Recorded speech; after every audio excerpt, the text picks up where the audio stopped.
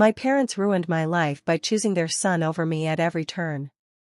But when I became a millionaire, they suddenly remembered I existed. What I did to them left them homeless and broken. Before I start, if you've ever been the forgotten child in your family, the one who worked twice as hard for half the recognition, hit that subscribe button right now. My story is for every person who was told they weren't good enough, until they became too successful to ignore. Don't let this be the last time you hear a story that speaks to your pain. Subscribe, because you deserve to see how this ends. Some wounds don't bleed. They just grow quietly inside you until they become the reason you build an empire. My name is Madison, and I grew up in Dallas, Texas, in a house where love had a ranking system. My brother Ethan was number 1. I was somewhere around number 7, right below the family dog. I'm not exaggerating. When Ethan breathed near a baseball, my parents threw a celebration. When I brought home straight A's, and I mean perfect scores, honor roll, academic excellence awards, my mother would glance at my report card and say, "That's what you're supposed to do, Madison." My name always sounded like a duty when she said it. Never like a daughter. Ethan got the newest Chevy Camaro for his 16th birthday. Bright red, leather seats, the works. I got a used bike from a garage sale with rust on the handlebars. When I asked why, my father said, "Your brother needs reliable transportation for his future." What about my future? That question died in my throat because I already knew the answer. Ethan had private tutors for subjects he was failing. I taught myself calculus from library books because we couldn't afford extra help for me. His bedroom looked like a trophy museum, awards he barely earned, participation medals, certificates for showing up. My room had one desk, one lamp, and textbooks I'd bought with money from my part-time job at the grocery store. I was 14 when I started working. Ethan was 17 and had never held a job in his life. Some nights, I studied by candlelight.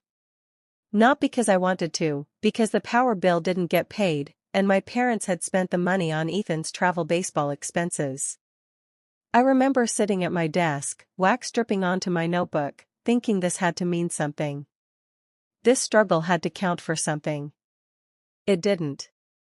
Not to them. My father said it once, and I'll never forget it.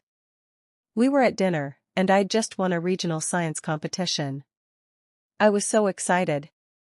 I thought maybe, just maybe, this would be the moment they'd see me. I put the certificate on the table. My father looked at it for exactly 3 seconds, then turned to Ethan. "Son, how's your batting average looking for playoffs?"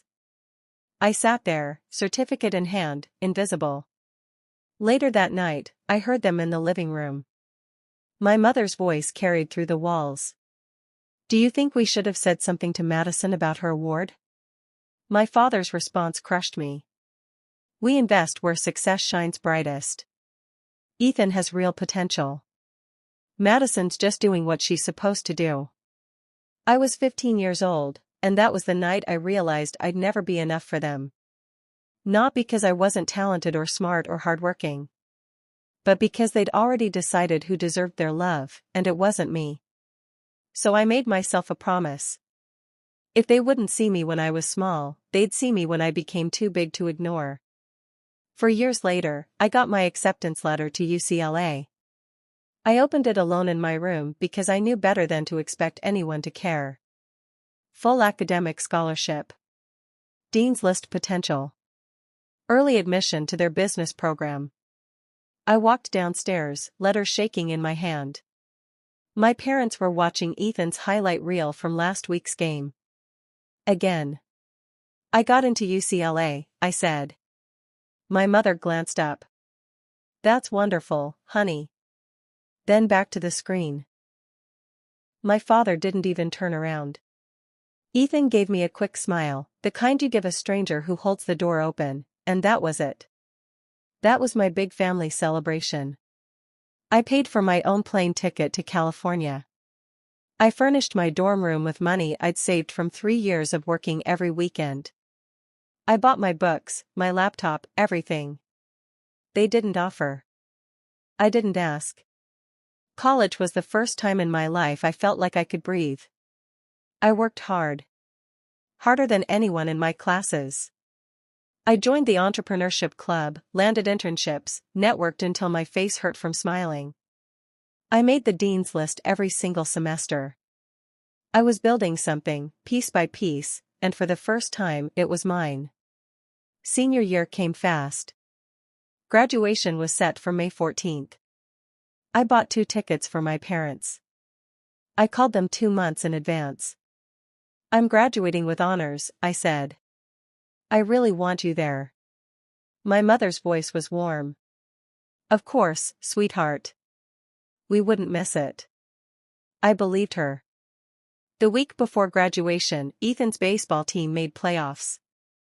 The game was in Arizona. Same day as my ceremony. I found out through a Facebook post. My mother had shared Ethan's game schedule with 3 heart emojis and the caption, "So proud of our boy." I called her immediately. "Mom, the playoff game is the same day as my graduation." Silence. "We know, honey. But this is a really important game for your brother. You understand, right? We'll celebrate with you when we're back." My hands went numb. "Mom, I'm graduating from UCLA. With honors. This is..." "Madison, don't be selfish. Your brother worked really hard for this opportunity." "Selfish." I hung up. Graduation day arrived. The sun was shining. Families everywhere, laughing, taking photos, crying happy tears. I walked across that stage in my cap and gown, diploma in hand, and I looked out into the crowd. Row 12. Seats 18 and 19. Empty. I smiled for the camera. I shook the dean's hand. I walked off that stage, and something inside me went completely cold. After the ceremony, I sat alone at a restaurant. Families filled every table around me. Parents hugging their kids. Siblings cheering. Grandparents crying. I ordered a burger and ate it in silence, watching everyone else celebrate the people they loved. My phone buzzed. A text from my mother, "Ethan's team won. So exciting. Congrats on your graduation too." Like I was an afterthought. A footnote. I deleted their numbers from my phone right there. Both of them. My father's, my mother's. Gone. A woman at the table next to me noticed I was alone. She smiled kindly. "Congratulations, dear. Your family must be so proud." I smiled back. "They couldn't make it." Her face fell, but I didn't feel sad anymore. I felt something else. Something sharper. That night, I made a new promise. If they wouldn't see me small, they'd see me when I was too big to ignore. And when they finally showed up, it would be too late. If my story is hitting too close to home, if you know what it's like to be second place in your own family, do me a favor, subscribe right now. Because what happens next is going to make you feel seen, validated, and maybe even a little bit vindicated. Don't miss the ending. You've earned it.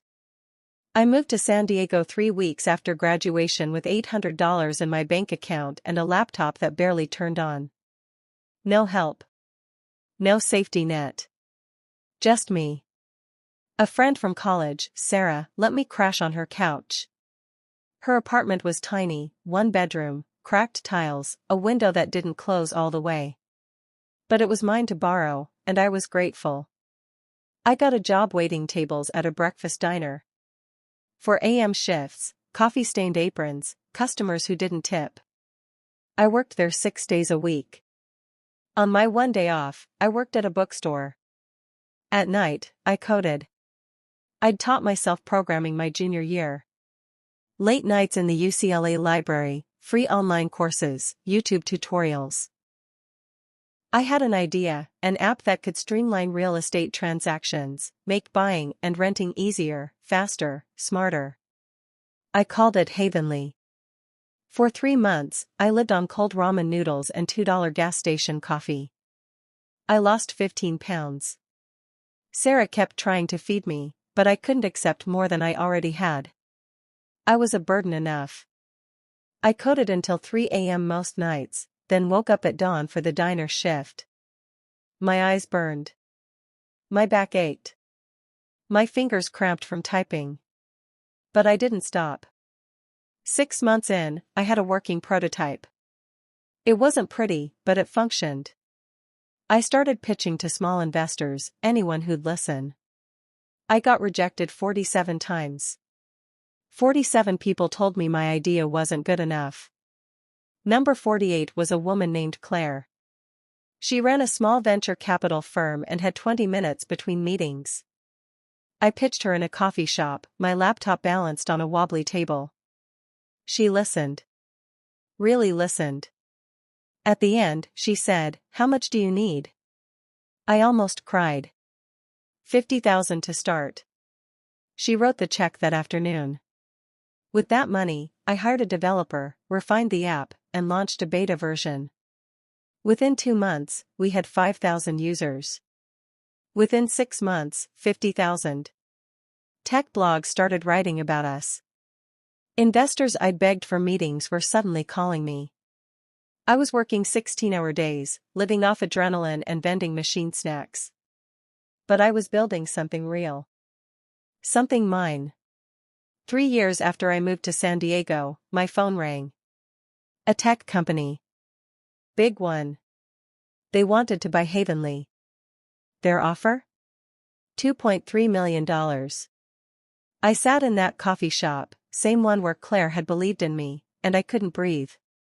My hands shook so hard I almost dropped the phone. "Can I think about it?" I asked. The voice on the other end laughed. "Take your time. We'll send the paperwork." I hung up. I stared at my reflection in the black screen of my phone. And for just 1 second, I thought about calling my parents.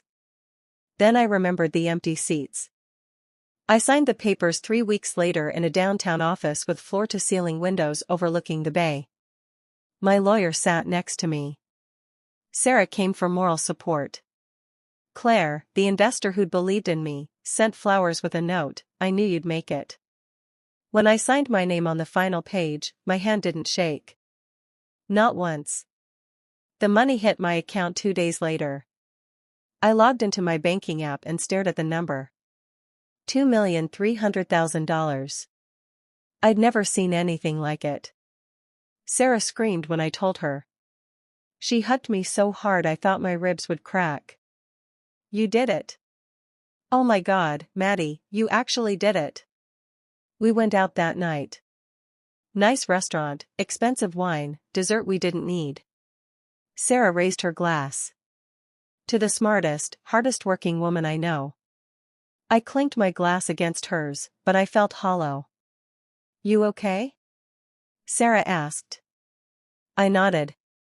"Yeah. Just processing." But that wasn't true. The truth was darker. My first instinct when I saw that number had been to call my parents. To prove to them I was worth something. That I'd made it. Then I remembered my father's voice, "We invest where success shines brightest." I wasn't going to give them the satisfaction. Instead, I decided to buy something they'd never ignore. I found the house 3 months later in Malibu. It sat on a cliff overlooking the Pacific Ocean. Glass walls, white marble floors, open concept design that made you feel like you were floating above the water. 3 bedrooms, 4 bathrooms, a kitchen that looked like it belonged in a magazine. The realtor smiled when she saw my face. "It's special, isn't it?" Special didn't cover it. It was everything I'd dreamed about during those candlelight study sessions. Every cold noodle dinner. Every shift at the diner. "How much?" I asked. 1.5 million. I didn't hesitate. "I'll take it." She blinked. "Don't you want to see the rest?" "I'll take it," I repeated. I moved in 6 weeks later. The first night, I stood on the balcony with a glass of wine, watching the waves crash against the rocks below. The sky was dark purple, stars just starting to appear. I'd made it. For 6 months, I lived in peace. I started consulting for tech startups, making more money than I knew what to do with. I took up yoga. I learned to cook actual meals. I made new friends in Malibu, people who didn't know about my family, my past, any of it. I was happy. Then one evening in October, my phone rang. Unknown number. Dallas area code. I almost didn't answer. But something made me pick up. Hello? Sweetheart. My mother's voice, bright and shaky. It's Mom. How are you, honey? I hadn't heard her voice in 3 years. My stomach dropped. How did you get this number? Oh, we have our ways. She laughed nervously. Listen, we saw an article about your app. We're so proud of you, Madison. We always knew you'd do something amazing. Lies. Every word. What do you want? I asked. Silence. Then, well, your father and I were talking, and we thought maybe we could come visit. See your new place. Spend some time together. It's been too long. My heart pounded. Every instinct screamed to hang up. But a darker part of me, the part that had been waiting for this moment, said yes. Fine, I said. When? How about next weekend? I smiled, cold and sharp. Perfect. If you're still watching, you know exactly why I said yes to that visit. Sometimes the best revenge isn't refusing to see them, it's letting them see exactly what they lost. Drop a comment right now telling me if you think I should forgive them or destroy them, because what I will do next will test everything you believe about family. And if you haven't subscribed yet, do it now. You've come this far, don't miss how this ends. They arrived on a Saturday morning in a rental car. I watched from my window as they pulled into the driveway. My father stepped out first, wearing a polo shirt I didn't recognize. My mother followed, her hair shorter than I remembered, dyed an unnatural blonde. Then Ethan emerged from the back seat. He looked thin. Tired.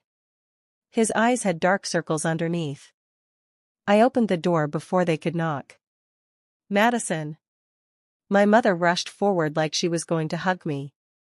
I stepped back. Come in. Her arms dropped. The smile on her face flickered but stayed plastered on. They walked inside, and I watched their reactions carefully. My father's eyes went wide. He touched the marble counter like he was appraising jewelry. My mother gasped at the ocean view, her hand over her mouth in exaggerated awe. Ethan stayed quiet, hands in his pockets, looking at the floor. This is incredible, my father said, walking through the living room like he owned it. What did this run you? $1 million? $1.5 million? Something like that, I said flatly. My mother turned in circles, taking it all in. You've done so well for yourself, sweetheart. We always knew you had potential. Lies felt different now. I could taste them. Did you? I asked. She blinked. Of course. You were always so smart. Smart enough to be left alone at my graduation? The room went silent. My father cleared his throat. Ethan shifted his weight. My mother's smile tightened. Honey, we explained that. It was complicated timing. Right, I cut her off. Complicated. My father tried to change the subject. So, what do you do now? Still working on apps? Consulting. Investing. Building new projects. He nodded like he understood, but his eyes were calculating. I'd seen that look before, when he was figuring out how much something cost. I made dinner that night. Salmon, roasted vegetables, expensive wine I knew they'd notice. We sat at my glass dining table, ocean crashing below us, and pretended to be a family. My mother asked surface-level questions. How's the weather here? Do you like your neighbors? Have you been dating anyone? Nothing real. Nothing that mattered. My father kept circling back to money. How much did the furniture cost? What's the property tax on a place like this? Do you own it outright? Ethan barely spoke. He pushed food around his plate, glanced at me occasionally like he wanted to say something, then looked away. After dinner, my father excused himself to use the bathroom. I watched him walk toward my home office instead. Through the glass walls, I saw him looking at papers on my desk. My blood went cold. When he came back, he was smiling. You've got quite the portfolio, Madison. Very impressive. He'd been snooping. Reading my private financial documents. Those are confidential, I said quietly. I wasn't trying to pry. Just admiring your success. His tone was patronizing, like he was proud of a child's art project. That night, they stayed in my guest rooms. I lay awake, listening to them whisper in the hallway. I couldn't make out the words, but I heard the tone, urgent, anxious, scheming. Something was wrong. The next morning, I woke up to find them all in my kitchen. My mother was making coffee like she lived here. My father sat at the counter reading something on his phone. Ethan stood by the window, staring at the ocean. We need to talk, my father said without looking up. I poured myself coffee. About? He finally met my eyes. We're in trouble, Madison. My mother's hand shook as she set down her mug. We didn't want to tell you like this, but we don't have a choice anymore. I leaned against the counter, arms crossed. Keep going. My father's jaw tightened. He hated asking for help. We're broke. The house in Dallas is going into foreclosure. We've got 60 days before the bank takes it. I felt nothing. Just cold curiosity. How? My mother looked at Ethan. He wouldn't meet anyone's eyes. Your brother made some mistakes, my father said carefully. What kind of mistakes? Silence. Tell her, my mother whispered. Ethan's voice was barely audible. I gambled. I stared at him. Gambled what? Everything. His voice cracked. I went to Las Vegas last year. I thought I could win big, pay off some debts. It started small, but then I kept losing, and I thought if I just played one more hand. How much? I asked. My father answered. $380,000. The number hung in the air like smoke. That's not all, my mother added, tears streaming down her face now. He forged your father's signature. Took out credit cards, loans. We didn't know until the collectors started calling. I looked at Ethan. Really looked at him. He'd lost weight because he was stressed. The dark circles were from sleepless nights. He wasn't the golden child anymore. He was a criminal. We came here because your family, my father said. His voice had an edge to it now, like he was owed something. We need help. How much help? I asked. 400,000 would cover everything. The house, the debts, legal fees. I laughed. Actually laughed out loud. They all stared at me. You ignored me my entire life, I said slowly. You spent every dollar on Ethan. You missed my graduation, the most important day of my life, for a baseball game. And now you want $400,000? My mother reached for my hand. I pulled away. We made mistakes, she said. But we're your parents. We're your family. Where was my family when I was studying by candlelight because you didn't pay the power bill? My voice was rising. Where was my family when I ate ramen for a year to build my company? Where was my family when I was alone? Madison, please, my father started. You said you invest where success shines brightest, I cut him off. Remember that? You said I was just doing what I was supposed to do. His face went pale. You made your choice, I continued. You chose Ethan. Every single time. And now that he's destroyed everything, you show up here with your hands out, expecting me to fix it. You're being selfish. My father's voice rose, his true colors showing.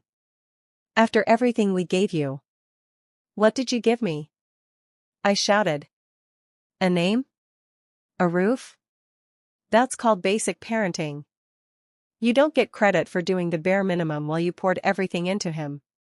Ethan finally spoke. Maddie, I'm sorry. I know I messed up. I know I don't deserve anything from you, but Mom and Dad, they're going to lose everything. Good, I said. My mother gasped. You heard me. Good. Maybe losing everything will teach you what it felt like to be me. My father stood up, his face red with anger. You ungrateful little, we raised you. We fed you. We put a roof over your head. And I don't owe you anything for that. I screamed back. That was your job as parents. You don't get to hold basic necessities over my head like I should worship you for them. The silence that followed was deafening. Pause for just a second. If you're feeling what I am feeling right now, that burning, justified anger, leave a comment telling me if I am right or if I am taking it too far. And if you haven't hit subscribe yet, what are you waiting for? This channel tells the stories nobody else will. The uncomfortable truths about family, loyalty, and revenge. Subscribe now and be part of this community. I walked to the front door and opened it wide. Ocean air rushed in, cold and clean. Get out, I said calmly. My mother's tears were flowing freely now. Madison, please. We have nowhere to go. You should have thought of that before you spent $380,000 on Ethan's gambling addiction. I'll pay you back, Ethan said desperately. I'll get a job, I'll work, You're facing felony charges, I said. You forged documents. You committed fraud. You're going to prison, Ethan. His face crumbled. My father tried one last time. You're really going to let your parents end up on the street? After everything? I looked him dead in the eye. You let me feel worthless my entire childhood. You told me I wasn't worth investing in. You chose him over me every single day of my life. And now you want me to save you? We're your family, my mother sobbed. No, I said quietly. Family shows up. Family celebrates your victories. Family doesn't leave you sitting alone at your college graduation. You're just people who share my DNA. My father's expression hardened into something ugly. You're going to regret this. The only thing I regret is not doing this sooner. Ethan tried to speak again. Maddie, I didn't know. I didn't know they treated you so badly. I was too caught up in my own life to see. You knew, I interrupted. Maybe you didn't understand the full extent, but you knew. You saw them buy you a car and me a rusty bike. You saw them go to all your games and none of my competitions. You knew, Ethan. You just didn't care because it benefited you. He had no response. My mother made one final plea. Please, sweetheart. We'll do better. We'll make it up to you. Just help us this one time. Get out. My father grabbed his keys. My mother was still crying. Ethan looked back at me one last time, his face full of regret that came 20 years too late. They walked to their rental car. I watched them drive away, then closed the door. The house was silent except for the waves. I didn't cry. I didn't shake. I didn't feel guilty. I felt free. 3 weeks passed. I blocked every number they tried to call from. I ignored emails. I had my lawyer send a cease and desist letter when my father tried to reach out through his attorney. Sarah came over one evening with wine and takeout. We sat on my balcony watching the sunset. Do you regret it? She asked quietly. I thought about the question. Really thought about it? No, I said finally. Not even a little bit. Even knowing they're struggling? They struggled me my whole life, I replied. They made me feel invisible, worthless, like I was just taking up space in their lives. They get to feel that now. Sarah nodded, understanding. Through mutual contacts, people from Dallas I'd grown up with, I heard updates. My parents lost the house in Dallas. Foreclosure went through exactly as predicted. They moved into a cheap motel first. Then when they couldn't afford that, someone saw them living in their car behind a grocery store in Phoenix. My mother had taken a job as a cashier at that same grocery store. My father was working construction, something he'd always said was beneath him. Ethan was arrested 4 weeks after they left my house. The charges were serious: identity theft, fraud, forgery. His bail was set at $50,000. They couldn't pay it. He sat in county jail waiting for trial. Someone sent me a photo, I never found out who. It showed my parents' car parked behind a dumpster, clothes hanging in the windows for privacy, garbage bags of belongings in the back seat. I looked at that photo for a long time. I waited for guilt to hit me. For regret. For that voice that says family is family no matter what. It never came. Instead, I felt validation. They'd built their entire lives around Ethan, poured everything into him, sacrificed me for him. And he'd destroyed it all. They'd made their choices. Now they were living with the consequences. My mother sent one final letter. It arrived 6 weeks after they'd left. My address written in her shaky handwriting, no return address. I held it in my hands for 3 days, unopened, sitting on my kitchen counter. Sarah asked if I was going to read it. I wasn't sure. On the 4th day, I took the letter out to my balcony. The sun was setting over Malibu, painting the sky in shades of orange and pink. Waves crashed rhythmically against the rocks below. Everything smelled like salt and freedom. I opened the envelope. The letter was 4 pages long, handwritten, tear-stained in places. I read the first paragraph. It was the same thing she'd said in person: apologies, explanations, justifications. We didn't realize. We made mistakes. We're sorry. I stopped reading. These weren't real apologies. They were excuses wrapped in guilt trips. She was sorry they were suffering, not sorry for what they'd done to me. There was a difference. I walked to the outdoor fireplace I'd had installed last month. I lit a match and held it to the corner of the letter. The paper caught fire immediately. I watched it burn, all 4 pages, all those words, all those years of pain and neglect and invisibility, turning to ash and floating away on the ocean breeze. When the last piece dissolved into nothing, I sat down on my lounge chair. Sarah had asked me once if I thought I'd ever forgive them. The answer was no.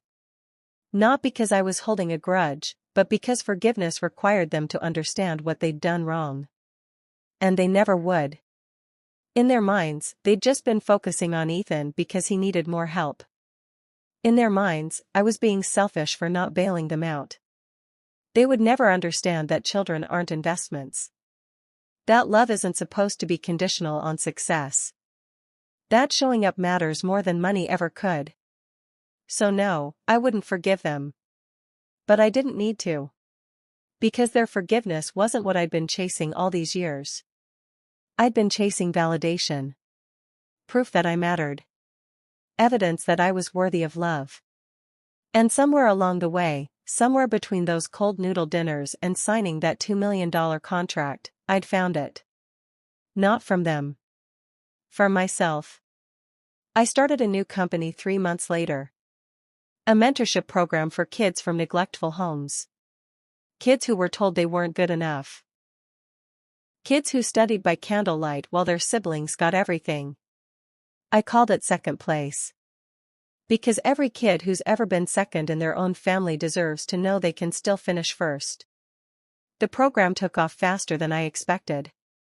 We paired kids with successful mentors, provided scholarships, gave them resources their families wouldn't. Within a year, we'd helped 200 kids.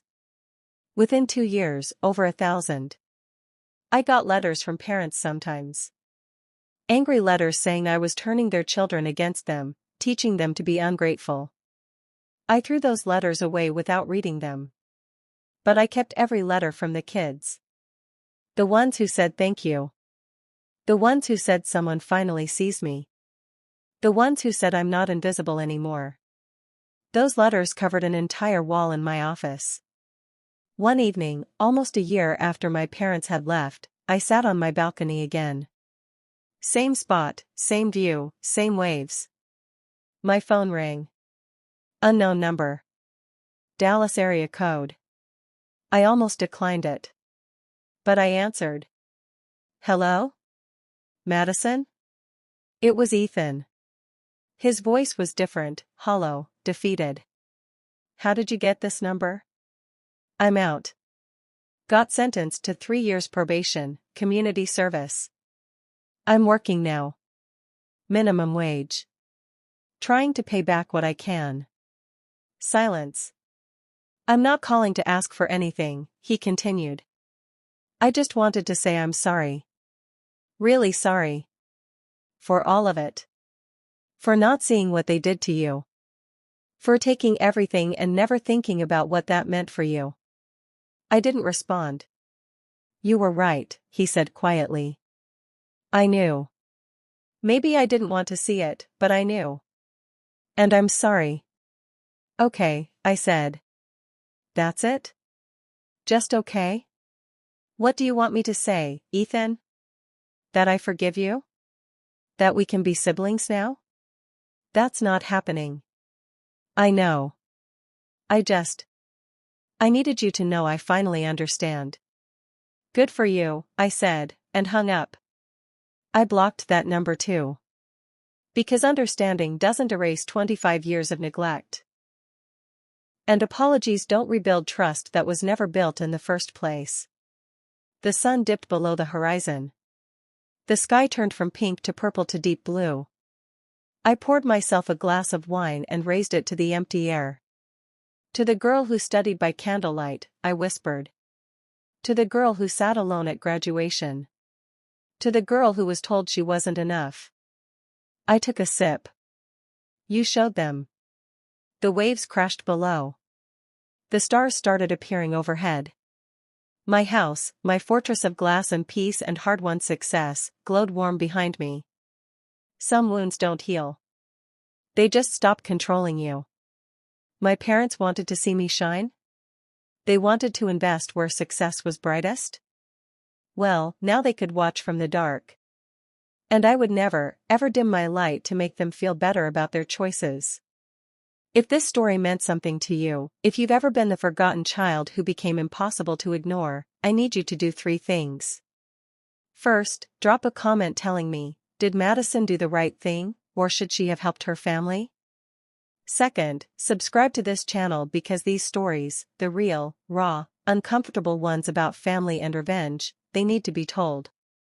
And third, share this with someone who needs to hear it. Someone who's still waiting for their family to see them. Tell them they don't need permission to shine. Because some of us weren't raised to be loved. We were raised to prove we deserved love. And that's not the same thing. And remember, the best revenge isn't destruction. It's peace. It's building a life so beautiful that the people who tried to keep you small can only watch from outside your fortress of glass. Subscribe for more powerful stories.